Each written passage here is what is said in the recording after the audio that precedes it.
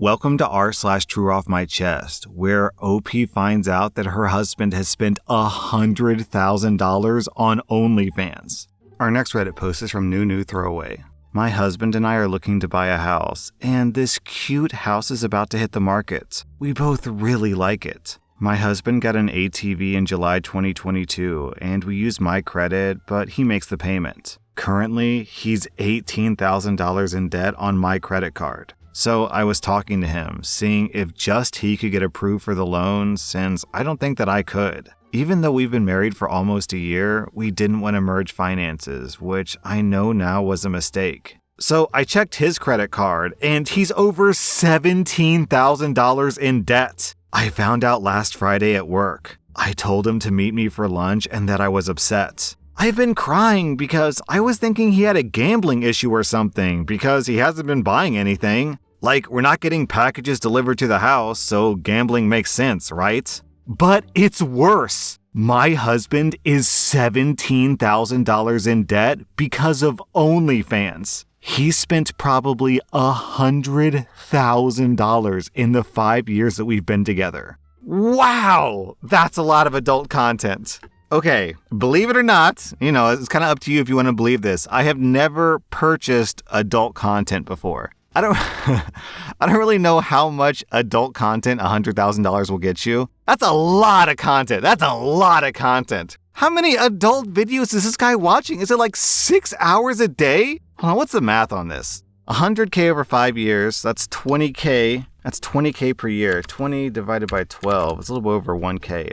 It's $1,600 per month. Divided by 30? How much is he spending per day? $50 per day. I mean, I guess it doesn't sound too bad. Like on an individual day-by-day basis, like spending $50 on something. How much adult content does $50 get you, though? Because if you go to the movies, that's like $20. If you buy a video game nowadays goes for $60, but when you buy a $60 video game, you expect like 40 hours of content out of it. Is this like super premium, ultra premium, deluxe adult content? I'm sorry. I know I'm getting really off topic. I don't even comprehend. How does this guy have enough hours in the day to consume this much adult content? Am I underestimating how much it costs to follow someone on OnlyFans? That's got to be it. I've got to be underestimating. How much does it cost? I've got to make an account. I'm not going to do that. My wife's going to be like, "Sweetie, why do you have an OnlyFans subscription?" It's for a video, I promise. Let me just go back and find it in this like multiple thousands of videos I have published. In one of these, I made an account for a joke, I promise. The typical OnlyFans model charges $10 a month. Wait, $10 a month. So that means, hold on. Wait, what? He was doing $1,600 per month, but divided by 10, that's 160 individual people that he's supporting on OnlyFans? Oh, so I think it's not volume, it's variety. Wow, that is a lot of content. Okay, down in the comments, I'm going to read this reply from Diablo Avocado. The number 1 reason for divorce, infidelity. The number 2 reason for divorce, finances. OP, somehow your husband managed to kill 2 birds with 1 stone there. I think your only option is divorce, because not only does this guy have an insane P-word addiction that I can't say on YouTube, adult video addiction, this guy is spending money like he hates it. Man, I can't get over this. When does this guy have time to do this? I think he doesn't have a job and that he just stays at home and like passionately hugs himself all day. But, if he's got $100K to spend over 5 years, then clearly he does have a job. Oh, man. Good luck, OP. Good luck. Our next Reddit post is from Similar Light. My husband basically begged for a year, maybe longer, to sleep with other people. He knew I didn't want it. I told him no over and over and over. I would cry so many times after he would ask. I told him I was depressed about it. I didn't want to do it. Why does he even want other people? He said that it's nothing about me. He just wants to see what it's like with other people. That I look good, but he isn't doing it because of looks. Basically, he just wanted to try anyone else. After he wouldn't stop asking, I said fine. I told him I didn't want to do it, but he wouldn't quit asking, so fine, just go for it. He did some stuff with another person, but not full-blown intercourse. That's all he's done. The whole time, he told me that I can go do it too, and I can have fun and go away for the night. Well, I wasn't that interested, but I started talking to someone, and the conversation just went that way. I haven't felt wanted like this in forever. Keep in mind, he told me a week ago that I can go find someone and just tell him when I'm going. So I told him last week that I'm talking to someone. Then the other night I said, okay, I'm gonna go do it. Well, then he comes to me the next day and says that he was so sad about it and couldn't sleep all night and he's scared that I'm going to leave him. I told him, honestly, I'm pretty pissed because I felt like that for over a year and he knew how I didn't want to do it, but he kept begging, so he's getting what he wanted. So now he's saying that he regrets it and he feels bad for doing that to me. I told him, oh well, he did it and it's BS to change his mind when it's benefiting me. I honestly might divorce him if he tells me that I can't because he puts me through so much garbage. I don't want to be a single mom, but I'm pretty mad about this. I gave him what he wanted after all that torment and heartache, and now he's pulling this. He said that he hasn't changed his mind yet, but if he does, then I'm done. He wanted this, he got it. He didn't care about how much it hurt me. OP, if it makes you feel any better, this is a pretty common occurrence, this kind of theme in stories, especially on Reddit. The husband or the boyfriend is like, sweetie, I think that we should have an open relationship. Okay, here's an open relationship. No, not like that. I don't mean an open relationship for you. I mean an open relationship for me. I don't mean to make light of your situation, OP, because this is like life-destroying. Just, I want you to know that you're not alone, that a lot of other people have gone through this as well. And I do want to say, as hard as this might be to hear, that more than likely your marriage is already over. You just don't know it yet. Our next Reddit post is from Shattered Heart. So I'm a 28-year-old woman, and I've been with my husband, who's 30, for 9 years, married for 2. Me and my sister, who's 26, were never really close, but we didn't hate each other. Anyways, I've been suspicious of my husband cheating on me for a while, and I went through his phone while he slept. I saw a text on a texting app that he has on his phone that read, I really do love you and the love we make, but I'm tired of being your little secret. This has been going on for too long, and you need to tell her or I will. My heart dropped. I woke my husband up screaming at him and showed him the text, and he admitted to everything. He just started crying and telling me the text came from my sister, and they've been sleeping together since the night before our wedding. He then said she begged him not to marry me, and he told her no because he loved me, and then they passionately hugged for the first time that night. And the second time was on her 25th birthday 3 months later. She threw a party that we both attended.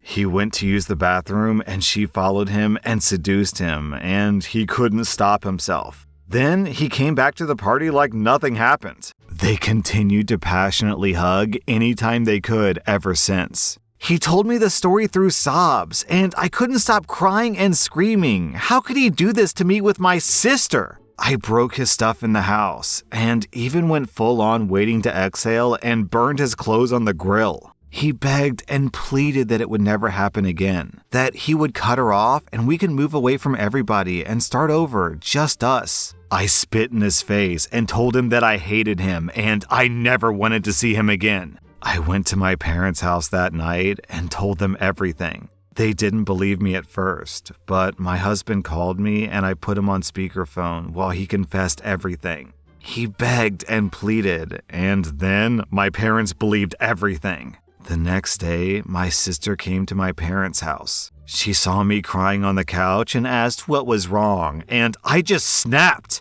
I didn't say a word. I just attacked her. She had a black eye and I knocked out a tooth. My dad broke us up, and my mom slapped her so hard across the face, she started crying. Before I could tell my sister that I knew everything, my mom already spilled the beans. She called her a whore and pushed her outside. She begged my mom to forgive her. Word spread about what happened fast. My husband wouldn't stop trying to win me back. He kept showing up to my job, followed me to the bank, popped up randomly in grocery stores, and even made a post on Facebook admitting to what he did and expressing his love and guilt. He accepted all the backlash he got. But I didn't care. I told him to go F himself. I guess he hasn't been seeing my sister since everything went down because a friend of mine sent me a screenshot of a post she made saying something like, "I can't believe this. For 2 years he held me, kissed me, made love to me, and made me feel like I was his world, and then just ghost me like the last 2 years didn't happen? Why is this happening to me? Why can't you just answer the phone? Why don't you love me anymore?" I guess people put 2 and 2 together, and she got a lot of backlash. And it wasn't too long before her post was deleted, along with her entire Facebook account. I was pissed that this B-word had the nerve to cry about my husband. I drove to her apartment and tried to get her to open the door, but she called the cops on me, so I left. She had to quit her job because her coworkers found out and shunned her. She had no more friends because they didn't trust her, and my parents refused to speak to or acknowledge her. Last Monday, on the 16th, I got a phone call saying that my sister was deceased, and it was because she unalived herself. I didn't know how to feel. I didn't want her to die, but I couldn't care less about her well-being at the same time. We got her note, and she explained how she felt so guilty for falling in love with my husband and betraying me, but she couldn't help her feelings for him. She said that she can't continue to live this way, knowing that everyone hates her, especially me. And she knows that she shouldn't feel this way because I was the one that was betrayed. I don't believe it. I think the real reason she did this is because my husband doesn't want to see her anymore. I know my sister, and when she falls hard. Besides, since everything came to light, she would text him begging for him to talk to her and sending voicemails about how she needs him and to talk to her or she would unalive herself. My husband sent me a screenshot every time she sent a text, even let me listen to the voicemail. I don't plan on going to her funeral, and I don't plan on letting my parents hear that voice message because they're already a huge wreck. They won't bother me about not going. They understand why. They'll be paying for all the funeral arrangements. As for my husband, I still love him so deeply, but I hate him at the same time. Part of me wants to try to work it out, just to spite that dead B word, and the other part has morals. I can't picture my life without him, but every time I see him, I picture him with her, and I refuse to live the rest of my life torturing myself like that. I just needed to get this off my chest since she just passed away, and I can't really talk to anybody in the real world like this. Man, I don't know what this guy's deal is that he can have such a grip on 2 separate women, but OP, you have got to move on from this. His whole thing about, "Oh, I couldn't help myself, I'm so sorry." Girl, this guy was sleeping around behind your back for what, 2 years? Yeah, 2 years. That's 700 days of consistently cheating, and then cheating 688 more times. This guy's not sad that he cheated, he's sad that he got caught. Our next Reddit post is from I Hate Life. I'm a 19-year-old girl who grew up with a single mom. Growing up, I was always told that my father abandoned me. When I was around 10, I asked my mom about my dad, and she told me that he straight up abandoned me. I cried so much that day that it's not a joke. As I grew older, I hated him, even though I never met him. I thought about if he came back, I would scream at him, ruin him, attack him for leaving. Last week, my mom and I were at her friend's house, and I went along because I'm friends with her friend's daughter. Well, later on, I came downstairs and I heard them say my name. My mom revealed my dad's name and said, "It's easy to keep a father out of a kid's life like what I did with OP's father after I found out that he cheated on me." She was also talking about how pathetic he looked when he pleaded with her to stay in my life. She also added how she used his old drug addiction against him in court. So, from what I now understand, he was sober before I was born. I made contact with my biological dad as soon as we got home. The next morning, I got a reply, and he asked for my number so we could talk. The first thing my dad said when he called was apologize and tell me that it was all his fault. After talking with him for a while, I told him I would love to have a relationship with him. He lives not far from our city, just a 2-hour drive. As for my mom, she's at work, and I sent her a text telling her about what I heard, and I'll be cutting off contact with her for a while, and probably forever.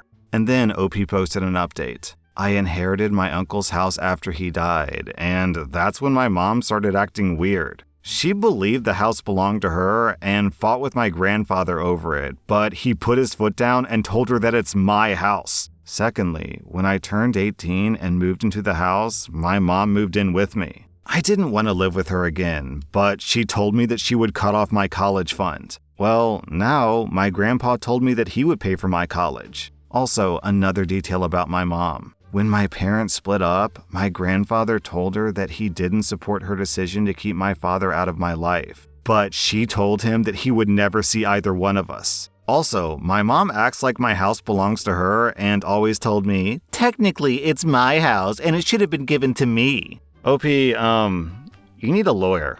Like, putting aside all the stuff about your mom lying to you and you just found your dad and that's great news and all, but you need a lawyer, 100%. It's important to understand that, like, once people live in a house for long enough, they start to get some kind of rights, and it's, like, difficult to remove them from the house if they don't want to be removed. And I don't know where you are, so it's difficult for me to talk about the, local laws. But for real, OP, you 100% need a lawyer. We already know that your mom is capable of lying in court to get what she wants. So what's stopping her from doing that again to steal your house from you?